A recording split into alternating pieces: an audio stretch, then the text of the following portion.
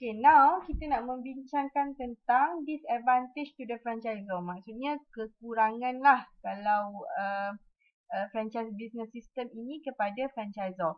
Okay, ada yang mengatakan bahawa company owns unit tend to be more profitable to the parent company than franchise outlet. Okay, sebelum tu saya nak terangkan apa itu company own unit. Company own unit ni adalah ataupun company own outlets ni adalah office ataupun outlet yang ditambah oleh franchisor sendiri. Maksudnya outlet tersebut adalah outlet yang owned by the franchisor. Okey, di mana outlet yang owned by the franchisor tu lebih kiranya macam sama je macam outlet yang di open oleh franchisee. Okey, senang kalau saya bagi gambaran kan. Okey, ni franchise business system dan dekat sini ada franchisor, betul? Ada franchisor. Okey, dan di mana dekat sini dalam franchise business ini dia akan kembangkan, dia akan ada franchisee lah. Okey, franchisee, dia ada franchise unit. Okey, dan franchise unit ini akan ada franchisee-nya. So ada franchisee contohnya franchisee McD A. Okey, kemudian ada franchisee McD B dan franchisee McD C for example dan yang seterusnya. So ini adalah franchise unit yang di mana distribution outletnya dikembangkan oleh franchisee. Jadi franchisee ni akan bayar fees apa semua, segala fees dan sebagainya kepada franchisor. Company owned outlet ni juga adalah branch, okey, tapi branch ini juga dibuka oleh franchisor sendiri. Maksudnya dia sama sahaja macam franchise unit. Outletnya sama sahaja macam franchise unit yang dibuka oleh franchisee, tapi ini adalah dibuka oleh franchisor tu sendiri. Franchisor tu sendiri yang akan mengembangkan outlet dia. So jadinya outlet ini company owned unit ataupun company owned outlet, COO ataupun COU adalah dia 100%, okay, 100% totally hak milik franchisor. Hak milik franchisor. 100% hak milik franchisor. Dan profit ini adalah memang 100% hak milik franchisor lah. 100% hak milik franchisor. Sebabnya ini adalah company owned outlet.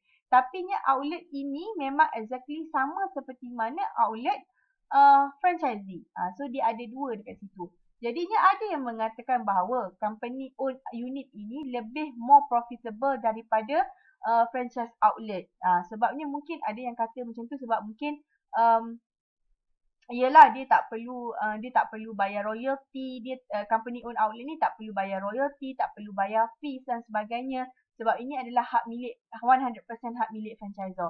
Tapi sebaliknya ialah apa yang berlaku, franchise outlet ni may allow a company to expand its distribution system quickly and cheaply because the franchisor only receive a percentage of gross profit. This outlet may in fact be less profitable to him than if they were owned outright and simply managed by the employer and manager. So apa yang terjadi ialah, apa yang berlaku sebenarnya, franchise outlet lah yang sebenarnya akan berkembang dengan lebih cepat, akan berkembang dengan lebih cepat dan lebih murah. Okey, kenapa saya kata lebih murah walaupun franchise ini kena bayar royalty kepada franchisor? Sebabnya apa yang berlaku dekat franchisor, bila franchisee bayar royalty, dia hanya menerima percentage of the gross profit. Okey, dan kemudian dia menerima a gross profit. Franchisee bayar, dia akan menerima percentage of the gross profit je. Jadi this outlet may in fact be less profitable to him than if they were owned outright and simply managed by the employee manager. So bila dia buka, contohnya franchisor buka outlet lain, okey, apa yang dia buka branch lain lah, maksudnya di bawah franchisor sendiri, hak milik franchisor sendiri, 100% hak milik franchisor. Apa yang berlaku ialah franchisor ni akan melantik manager. Bila saya kata sebelum ni, bila melantik manager, motivation tu lain daripada franchisee. Kerana apa? Sebab franchisee ni dia own the business. Walaupun itu adalah dia kena bayar royalty sebab trademark dan sebagainya adalah hak milik franchisor, tapi dia own the business. Jadi dia punya motivation tu lain, dia nak increase the profit. But what happen is that untuk yang outlet franchisor ni, dia kena melantik manager sebab itu adalah outlet dia sendiri, 100% dia punya. Jadi the motivation tu dia bila managed by the employer manager, it will be different. Okay, so the next one ialah it may be difficult for the franchisor to exercise tight control over the franchisee simply because they are not employees of the franchisor and cannot be closely supervised. Okay, apa yang terjadi ialah susah untuk franchisor. Kekurangan franchise business system ni ialah susah untuk franchisor untuk control franchisee. Sebabnya franchisee ni dia bukannya pekerja kepada franchisor. Okey, dia lain tau. Okey, kalau kita buka company branch, kita independent business, kita buka branch. Bila buka branch, kita lantik manager kat sana. They are employees of us. Tapi apa yang terjadi ialah kalau franchisee ni mereka bukannya employee kepada franchisor. Dan jadi susah untuk kita closely supervise mereka. So, contohnya katakanlah berlakulah ada outlet daripada franchise ini, contohnya outlet daripada McD for example, dia bawa bad reputation, a poor reputation dari segi quality ataupun service. Okay, so contohnya katakanlah dari segi macam saya cakap tadi, ada Pizza Hut kan. Okay, ada Pizza Hut. So, apa yang berlaku ialah the taste Pizza Hut dekat Neon is very poor. Okay, compare dekat City Park.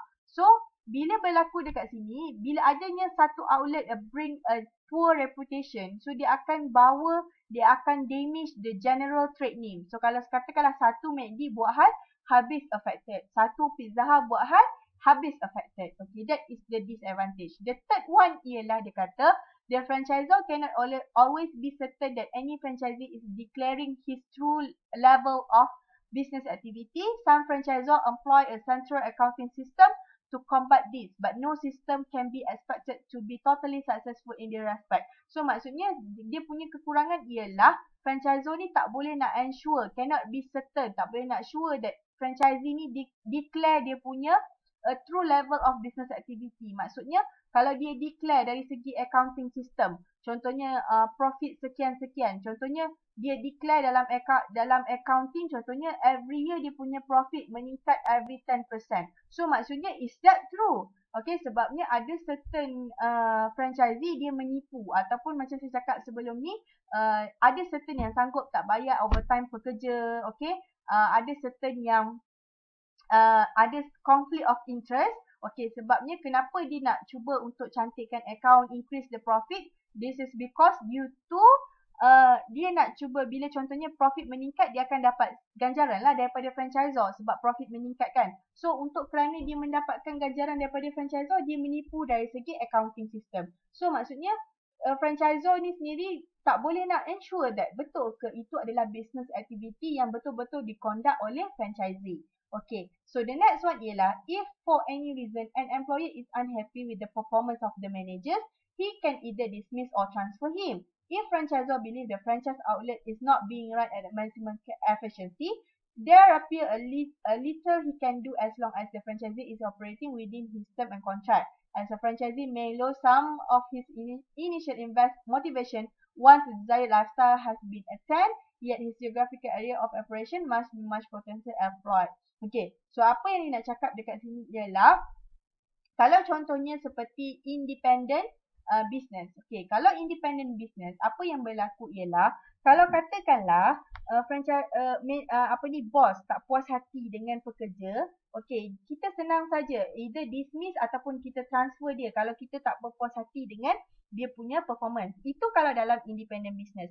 Tapi apa yang berlaku ialah contohnya katakanlah ada franchisor tu dia dapat tahu bahawa ada certain franchise outlet ni tidak run, okay, menjalankan bisnes ada efficiency, maximum efficiency. Okay, dia appears little he can do as long as franchisee is operating within his the terms of his contract. So maksudnya kalau katakanlah franchisee tersebut tak perform dalam bisnes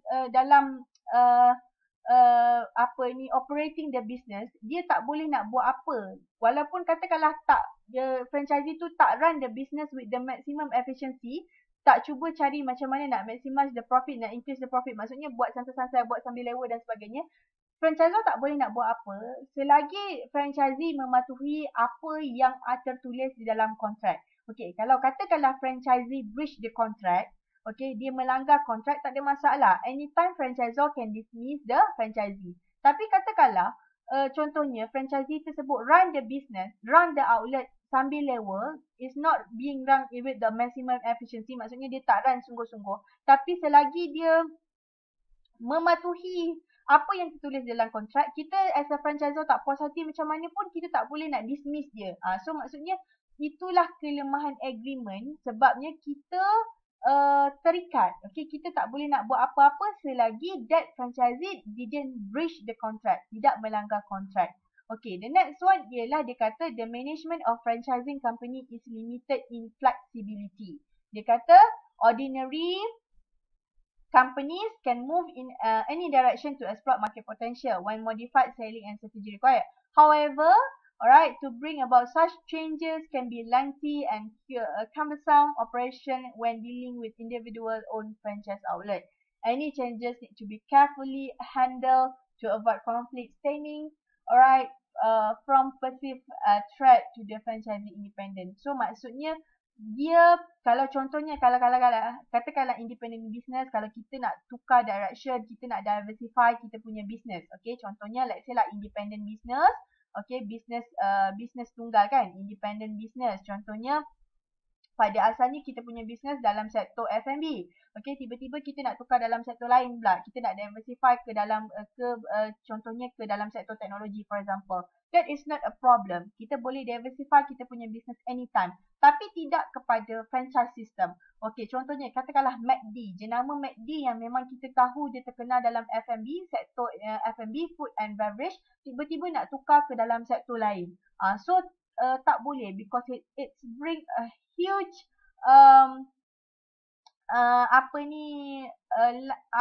a huge changes, a huge lengthy nak ubah, okay, nature of the business tersebut. Okay, kemudian ialah dia kata the next one, dia punya disadvantage, they may problem of information feedback from the franchisee to the franchisor. Okay, so this can result from the franchisee desire for independence or simply from the channel communication not being as well as developed as they might be in company owned and managed unit. So maksudnya kadang ada certain information feedback daripada franchisee ni tidak maksudnya tidak clear. Alright, maksudnya tidak franchisee ni tak declare betul-betul the information feedback yang diminta oleh franchisor. Okay, so apa yang terjadi ialah bila maklumat yang diberi tu, contohnya macam dalam agency theory, ada maklumat yang dirahsiakan oleh franchisee for example. So they might affect the franchisor lah. Okay, kemudian dia kata disadvantage ni juga adalah the franchisor is faced with the paradox. Okay. The franchise method of a business try to capitalize on the personal attention and service that characterize the owner managed business. However, franchisor need to standardize the product or service together with the uniform presentation needed to give customer a sense of reliability and dependability. Clash with this objective. Okay, so dia macam ada clash lah di antara company own unit ataupun company own outlet dengan franchisee business outlet. So bila ada clash dekat situ, apa yang terjadi ialah tugas franchisor, dia need to standardize the product or service. Tidak kira lah itu adalah company own unit ataupun outlet yang hak milik franchisee. Jadi dekat situ dia ada clash of this objective. Kemudian dikata the franchisor may have difficulty in recruiting suitable franchisee. So kelemahan yang seterusnya ialah franchisor ni dia face kesukaran untuk recruit suitable franchisee. Sebab nak ambil franchisee ni, kita kena ambil franchisee yang betul-betul, nak recruit yang betul-betul. Ada certain requirement yang kita kena tengok untuk bila kita as a franchisor nak melantik franchisee, nak recruit franchisee, dia ada certain requirement yang kita kena follow supaya kita dapat melantik franchisee yang betul-betul. Yang ini kita akan belajar dalam chapter 5 lah. How to recruit a franchisee. Apa karakteristik yang kita nak tengok. Okay, so difficulties suitable franchisee ni kita nak tengok dari segi franchisee yang boleh nampak, maksudnya menganggap franchising system ini sebagai satu attractive method untuk doing the business. Okey, bukannya nak buat business sambil lewa. Kemudian kita nak cari franchisee yang motivated dari segi prospect of soft employment. Okey, dan juga kita nak cari kesukaran dari segi necessary capital available.